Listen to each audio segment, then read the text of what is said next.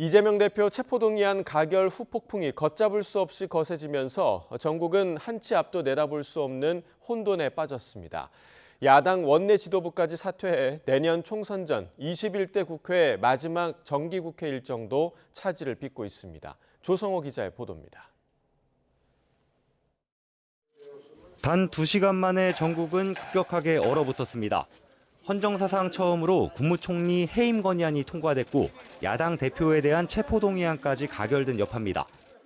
국회의원 이재명 체포동의안은 총 득표수 295표 중 가 149표, 부 136표, 기권 6표, 무효 4표로서 가결되었음을 선포합니다. 이 대표 체포의 부당성을 호소해온 민주당의 충격이 특히 큽니다. 당대표 체포동의안 가결로 인한 내용에다 비명계 원내사령탑까지 물러나면서 야당 지도부가 사실상 불능 사태에 빠졌습니다. 박강원 원내대표가 책임지고 사퇴했습니다. 후임 원내대표는 가장 빠른 시일 안에 가급적 추석 연휴 전에 선출하도록 하겠습니다. 국민의힘은 상대당의 내보낸 말을 아끼면서도 이후 상황은 법원 판단에 달렸다며 방탄정당 공세를 이어가고 있습니다. 가결됐을 때 논평과 또 부결됐을 때 논평을 두 가지로 준비했습니다.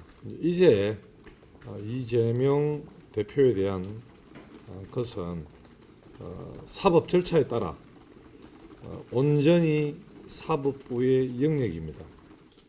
체포한 후 폭풍이 가져온 과반의석 민주당 지도부의 공백은 정기국회 일정 파행으로 이어지고 있습니다. 당장 추석 연휴 전에 예상됐던 본회의 개최도 장담할 수 없는 상황. 이균용 대법원장 후보자 임명동의안 표결은 물론 주요 민생법안 처리에도 줄줄이 제동이 걸렸습니다. 민생은 또 뒷전이란 지적이 거세지고 있는데 비판의 화살이 누구에게 더 날아갈지는 이재명 대표에 대한 구속영장 심사 결과에 달렸다는 전망이 지배적입니다. 방탄단식과 검찰 독재라는 여야의 논리 중 어느 한쪽은 타격을 입을 수밖에 없기 때문입니다. 이제 민주당은 자당 대표의 방탄을 넘어 민생으로 나아가야 합니다. 그런데도 친명계는 반성이 없습니다. 민주주의가 무너진 자리에 독재와 전체주의의 독버섯이 자라나고 있습니다. 사법부의 현명한 판단을 기대합니다. 특히 제1야당 대표가 구속되는 초유의 상황이 펼쳐질 경우 정치권은 그야말로 경랑에 휩싸일 걸로 보입니다.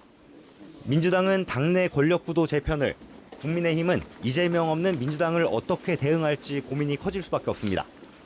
거대 양당의 맞대결이 성사된 다음 달 서울 강서구청장 보궐선거도 향후 전국 주도권과 여론의 향배를 가늠할 풍향계입니다.